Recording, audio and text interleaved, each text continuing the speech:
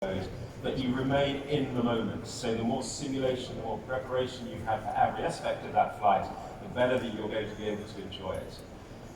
So that takes about 3 days. We'll be fitting you with your flight suits, we'll be doing last minute medicals, we'll be making sure that you're just in the best possible position to fly.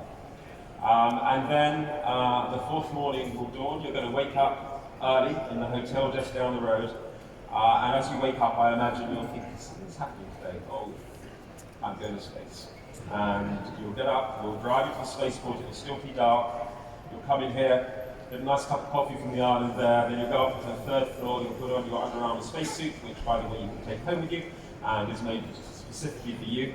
And then when everybody's ready, you and the crew will come down the elevator and you'll take the walk. Your family and friends will be either side of you, wishing you good luck, giving you a kiss, I hope.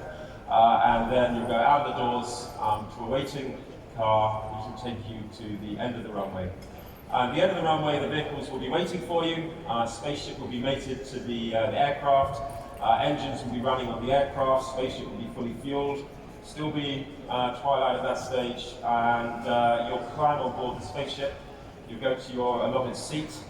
Beth, who you saw earlier, will come and make sure your harnesses are nice and tight and you're comfortable and you're safe.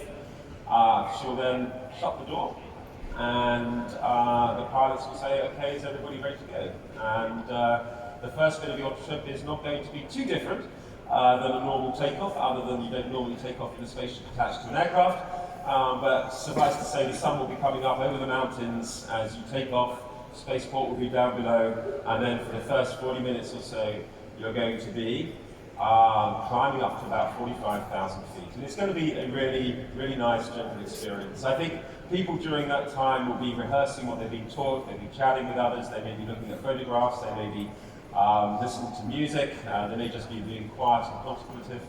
But that is the first stage. Now, one of the things that I have now, obviously, because Beth has flown to space, is that I've been able to look at her face at all stages of flight. So by showing you her face at all stages of flight, I hope I can give you a little idea of the emotions that are going to be going on in your space flight. So this is nice. You know, she's smiling and she's having a great time. Maybe you can see a little bit of anticipation there, I don't know. But you know, she was very happy during that period, chatting to the pilots and getting ready for the flight. Then, when you get to 50,000 feet, last minute checks are done, everything, everything is okay. The systems on the spaceship which have been given by the aircraft get transferred to the spaceship. It becomes a living, independent vehicle. And then the pilots will turn around to you and they'll say, okay, is everybody ready to go? And one of the things that we will have trained you to do in those 3 days is to say yes at that point. So you will all say yes. Absolutely. And the pilots in the right-hand side of the aircraft press a big red button and you are free. And that's going to be a nice experience actually, because you're going to get away from those jet engines that have been right by your ear for the last 40 minutes. So nice and quiet. It feels a little bit like going over the top of an a roller coaster. It's jet lag, I'm sorry. So a little sinking feeling in the stomach. What is your face going to look like at that point? A bit like that. But it's going to be nice. And then almost immediately, after that little dropping sensation, the pilot's are going to say, okay, everybody ready to go again. You've been trained to say yes, and then everything changes very dramatically because they light the rocket motor at the back just behind your head, and you start to travel very, very quickly. Firstly, straight ahead. So it's instant onset of about 3.5 Gs of acceleration. 0 to 60 time is just a shade less than a second. You go transonic in about 6.5 seconds. You're supersonic by 7.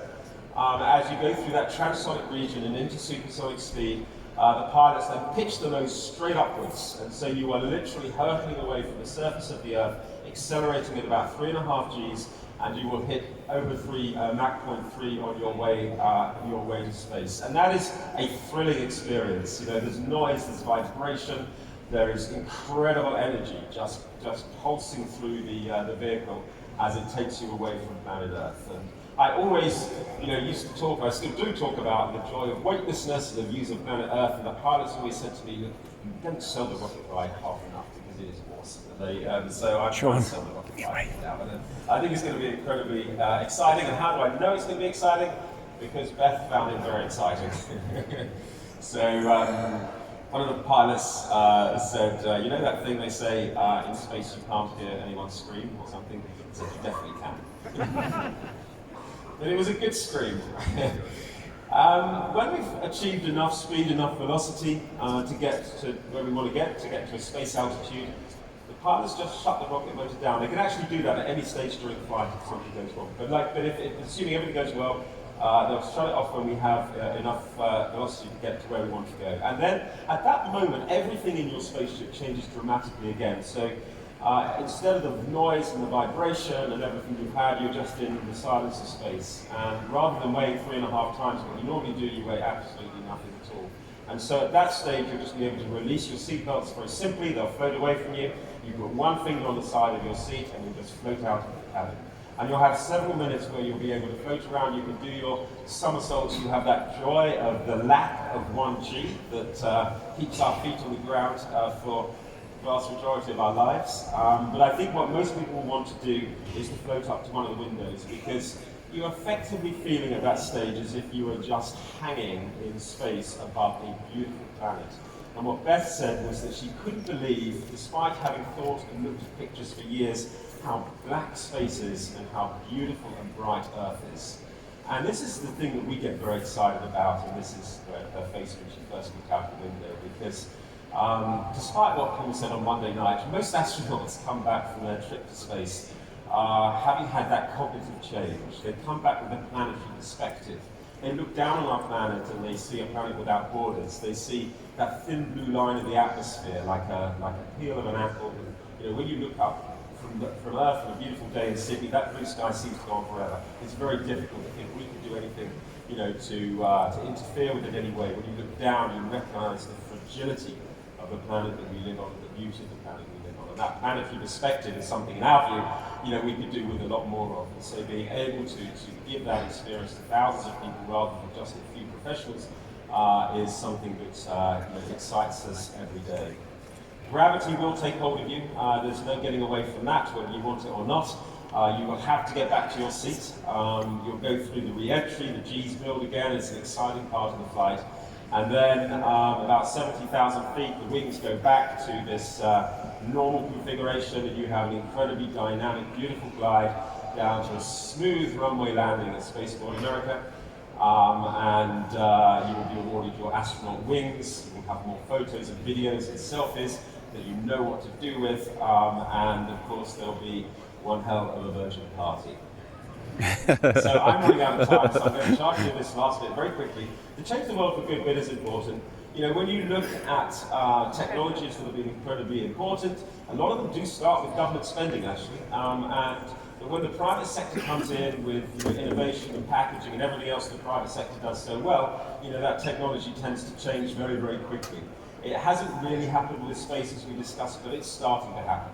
You know, what Elon is doing, what Jeff Bezos is doing, what Virgin Galactic is doing, you know, is really saying that things are changing. Our relationship with space is going to change because our access to space is going to be transformed. And so the first market that we're concentrating is on you. You know, we want you to come to space. We want lots of people to experience space for themselves because we think it will be a really positive thing, you know, to come back from that experience, to talk about your experience, to inspire others, to talk about the planet, the nature of the planet on which we live. And then, I think particularly for this audience in this part of the world, what we're seeing is a network of spaceports. You know, we have one in New Mexico, but they're talking about them all over the world. And if we can get used to and have experience in flying people regularly on high Mach winged vehicles to space, turning those vehicles around regularly, putting more passengers on, keeping them safe, giving them a great experience, then rather than just taking off from the spaceport and landing at the spaceport, we can develop technologies which will take off from one spaceport and land on another spaceport, and the huge advantage of that is that it'll be going a lot faster. So theoretically, you would be able to get from London Heathrow to the airport in Sydney, whose name I've just forgotten, in about 2 hours. The queue for immigration might still be horrendous, but at least you would have got there very quickly. The other thing, of course, is that we think we can do that with propulsion systems and at altitudes which will cut the environmental footprint of commercial aviation substantially. So that's my story. That's where I'm going to end almost. I'm going to just play one video for you. This was the video that we created, or Richard created, really narrated, after our very first space flight back in December. So let's have a look at that, and then we'll call it a day. Thank you. A letter to my grandchildren.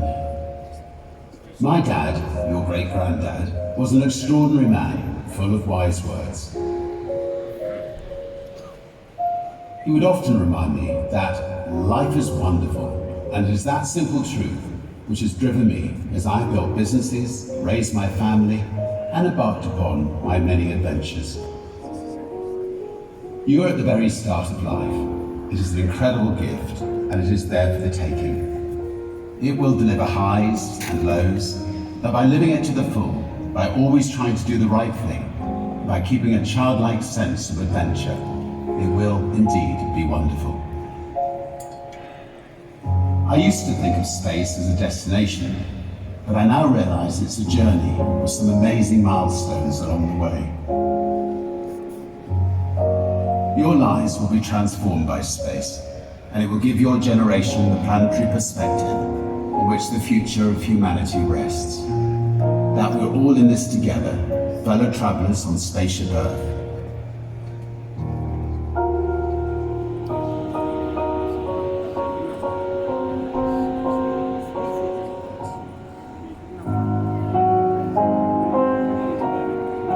Today we pass the most significant of all, is our beautiful VSS Unity, along with the hopes and dreams of so many, became the first spaceship built for regular passenger service to put humans into space.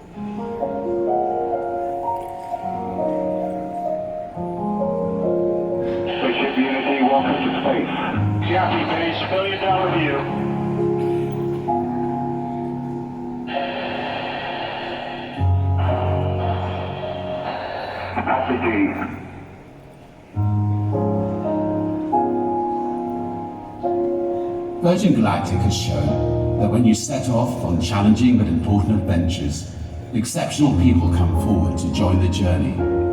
People who are consistently by your side and on your side. People who share your dreams and people who help make them reality. Rolling to the right.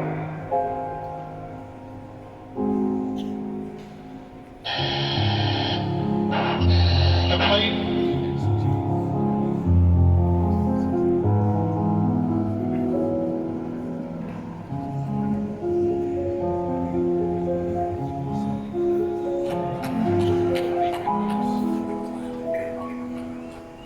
As As I watched Unity and her brave pilots soar upwards into space today, my vision blurred by tears, I could hear your great-granddad whisper once again in my ear. Life is indeed wonderful.